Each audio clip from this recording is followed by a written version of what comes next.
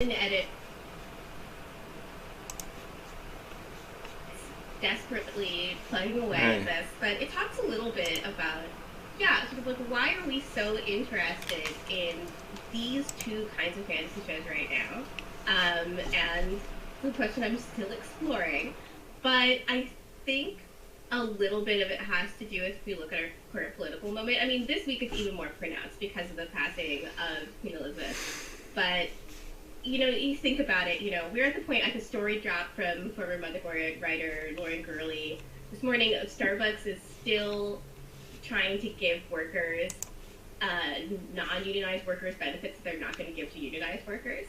And they're doing this in defiance of the law, simply because they can. Jeff Bezos is the owner of Amazon Prime Studios because he's the founder of Amazon, and that show cost $1 billion to make. Even within sort of the show itself, you can see it as a monument to his own wealth and his own power. These people are like pretty okay with how this, Howard Schultz and Jeff Bezos are like really okay with how the systems of power is shaking out right now. They have all the power. Bezos has $156 billion or something, which is like an unreasonable amount of money that no one could ever use in their lifetime. But the shows themselves, Game of Thrones in particular, is very specifically a subversion of the Tolkien tropes of this idea that monarchy is like an inevitable force and that great good can come from it. Like great goodness, hoping and striving for this monarchy is like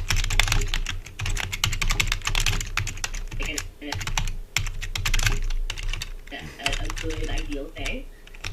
In Game of Thrones, if you guys remember, everybody who trusts in the monarchy dies. And at the end, it's like this image of a dragon burning the Iron Throne that everyone's fighting for until it's melted. And the same is really true in Rings of Power, which I'm all in on Rings of Power. I'm so on... I'm not Rings of Power, sorry. House of Dragon. I'm all in on House of Dragon because of Paddy Considine, who I love. And it's similarly, like in the very first episode, he has to decide whether or not he's going to save his wife or his child because he needs a male heir. And it's a pretty brutal and intense scene. And even from there, when Rhaenyra, his daughter, is named his heir, he faces additional challenges in having that choice be seen as legitimate. And she faces some challenges in terms of... don't spoil everything. Hold on. It's a good show. Sorry. Hold on.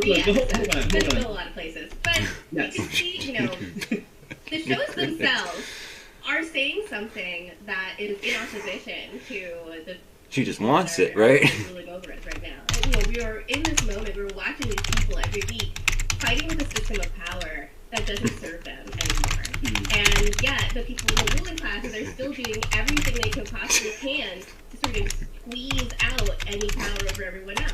It's ruining themselves, and it's, of course, making things much harder for the people that live in these worlds. I think Rings of Power is a much more typical sort of fantasy adventure series, and I can kind of see where it's going now. If you know about Numenor and all of what happened when they made those Rings of Power, you probably know where the show is going. But it also depicts, Galadriel in the first episode. She faces a huge amount of opposition from the ruling elves, the king of the elves, because she says that the great evil is still out there, and they're like, we don't want you to look into it anymore. So a lot of the interest in these shows is because they are subversions of these fantasy shows. But we are placing them into this world where we are like living them out, like unsubverted, very much all the time. Yeah. Okay. I dig what you're saying. Kind of basically that there are, in a way, that a lot of the fantasy stuff is escapism in some way. And if it seems to turn some of the reality on its head, people might gravitate towards that, or the other way around. Who knows? But so. I mean, people definitely watch Game of Thrones because people get murderized every episode, and for no other reason, that too. There's that too. But so Gita's got something dropping soon. Definitely follow Gita if you are not already, because that'll be something I want to see. I want to see where you go with that. Yeah. So, thanks for coming through, yo. Thank you. Thanks for having me. Gotta do it again. Absolutely. I'd love that. All right, guys. Say bye. Bye. I say bye. All right. Bye. Look, man, we're doing everything. I gotta turn we this talked shit about- off because we spent a lot of time on the internet. We Because spent a my lot of time on the internet too. All right, now I'm ready to roll. I wanted to finish up listening to a Twitch thing. But it was like the restreaming. I don't know them, so I don't want to restream. I don't want to be like streaming them in the background while I do stuff. But friggin' Destiny really freaking let me down the other day. I'm gonna tell you, he wasn't streaming as normal times.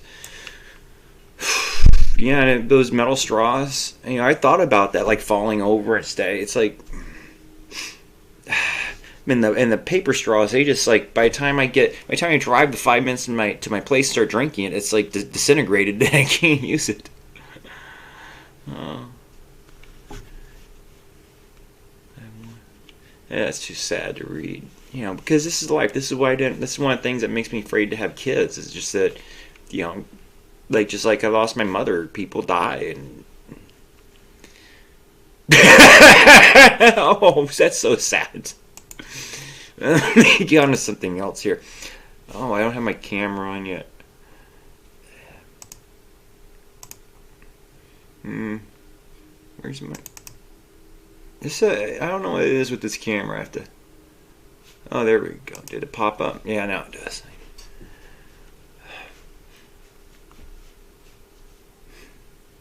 Kick him while he's down. Yeah, this is one of the most important. I love it's not, and it's like everything, It's like once you get the brand, and this brand is, trying to, in a way that young men who are like can understand. This is man speak. People will look at this, look at Terrence Popp and like this is the most horrible thing. He's just misogynistic to the core, but you don't know the friggin' damage that You put on advertising commercials that we love soldiers and we respect them and stuff, but then again, I'm not taking sides here because I have a buddy who like his wife cheated on him and she was distraught and she's like because she was going crazy because she just things happened on military base and then he's like, oh, it's okay, I'm fucking like 17 women. It's like, oh yeah, like I remember that. Oh, I'm a guy, but. Firefighter. I'm like, oh yeah, he was my buddy. I felt bad about almost sleeping with his wife. We made out, but it's like that was just because there were no other like single girls. Nothing else was going on. I couldn't, so we were just hanging out watching TV. We made out and I touched butt, but that's as far as it went because I was like, oh my god, I can't do this with my friend's wife. And, so that's the kind of stuff we deal with in the military. So I'm going to play this and do some stuff.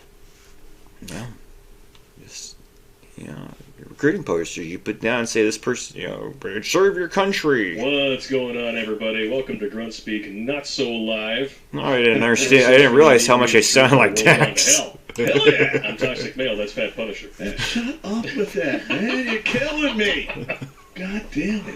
And Fat Punisher loves the ladies, especially today. What is it? National Policewoman Day. All right. 130 pounds of pure weapons grade badass. That was you. That was you as a okay. So in the Army Reserves, a lot of women who were in my unit also worked as, paramedics. A couple were cops. All right. Now, these women who were cops would come in and they had the arrogant cop attitude. But they could barely pass their PT test. Mm-hmm. You put a ruck on them, they could walk maybe 4 miles. It was fucking pathetic. Yeah. I mean, it was unbelievably how fucked up they were. I mean, what was it? 84% of women fail the combat ready test. Yeah, I personally, that's the new one. I retired before that came on. I'm talking the old one with push-up, sit-up, 2 mile run. Mm-hmm. 2 mile run, and the sit-ups were hard for them. Yeah. The push-ups were pared down. They only need to do like 15 or maybe 20 push-ups. That's nothing. No. And when you see numbers like this, it becomes very obvious why a subsection of the population that insists there are no differences physically or mentally between men and women now suddenly can't define what a woman is. Yeah. That's unbelievable. And look, these women play the, I can do anything a man does, until a man shows up, says he's a woman, and kicks your ass.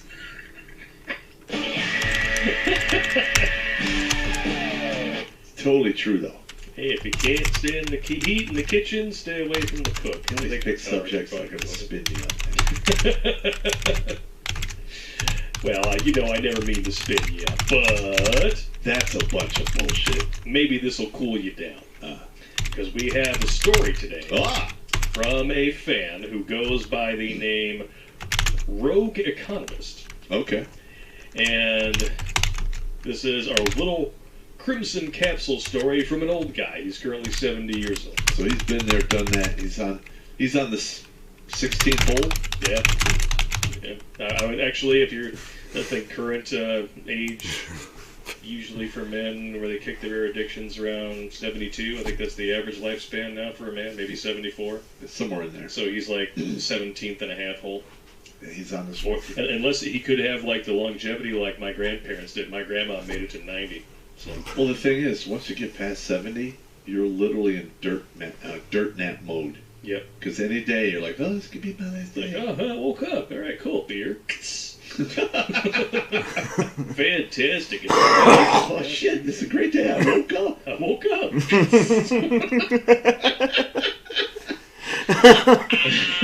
You know it's true. After college in 1976, I opened my own furniture store. Married 2 years later. A year later, my first son came. 5 years later, my second son came, and the first thing I said upon seeing him, I said, he doesn't look anything like me. That's a problem. Pop. That's a very big problem. Uncle Pop. Yep. If your ESP is telling you that, you should probably listen. Somebody else was giving her the old in-out. And back then, before DNA, the only way you could do is a blood test for blood types. Yep. What are you going to do? Let's see how this unfolds. My female employees told me, oh, he looks just like you. So unconsciously, they don't even think about it. They're covering for this woman. Yes, they are. Yeah. And then we get lambasted for pointing out the fact that when, men catch their friends cheating, we're like, that's fucked up, bro. I mean, it's not our place to interfere or, to tell anybody what to do with their personal life, but we're not going to be the guy who's like, oh, yeah, absolutely. Yeah, oh, yeah, he was with me last night. There are other guys who do that? Yeah. Are they dirtbags? Yeah. Yes, they is. Oh, man, I was so blue-pilled. I never questioned the possibility that he might not be mine. 99% sure he is not, now that I have woken up. Yep. The wife had baby rabies, but she could not have any more children due to endometriosis after him. So she wanted to do foster care and do the baby care thing. My furniture store grew into 7 over the next 33 years. Very nice. That's awesome. Until it crashed during the economic 2008 downturn when I had to declare bankruptcy. Oh, I'm sorry, bro. And now we're headed toward that again. Bank of America with their little 0 interest or 0 down payment loans for let me tell you, only for the stunning and brave, blacks and Latinx community. They're gonna get ripped apart in court. Oh yeah, there's gonna be some lawsuits in Bank of America. That is literally racial discrimination. And also, it's bad business. Yeah. Where are the Asians on this one? Are they like white by proxy now? I think so. It seems like no one gives a shit. Yeah. I mean, the black on Asian hate crime thing was in the news for about 5 seconds when they were trying to say it was a conspiracy theory, but then they got their assholes chewed inside out for that. Yep. Because the facts are the facts. Look at the uniform crime report. It gives you all the stats. Exactly.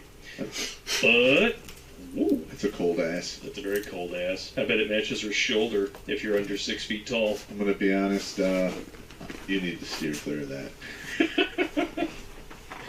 If it looks expensive, it probably is. Yeah, you need to box that hazard area. Go around it. I had a female office manager who stole almost $300,000. What the fuck? I had proof and had her dead to rights. Went to the police, who told me, yep, she's guilty, but you won't get the money back, and she's the mother of 3 little kids, so no jury's going to send her to jail. Yeah, and you know what? I would have said, fuck you. Do your fucking Do job. your fucking job. And if they said no, you file a lawsuit for sexual discrimination. There you They're go. applying the law different between sexes. That's fucking a no-go. Exactly. Or you could do this. You could go the administrative violence method. Write some letters. Write some letters. Get the IRS on her for not paying taxes on that stolen money. She's got 3 kids. Write letters to CPS. Yeah. Insist that there's drugs being sold out of the You home. could do all whatever kinds of you shit. gotta And you- Deadbeat you could dad. involve- Where's the dad in this That's situation? It's over a certain dollar amount. If she traveled outside the state, you could fuck her up. do. I just came up with a new acronym for FBI. Fucker of Buddies Institute. We got to write that down. Fucking FBI. Do they have any respect left at this point? They already should have had none because they shouldn't exist anymore. They're a relic of the Prohibition era, and now they're just corrupt.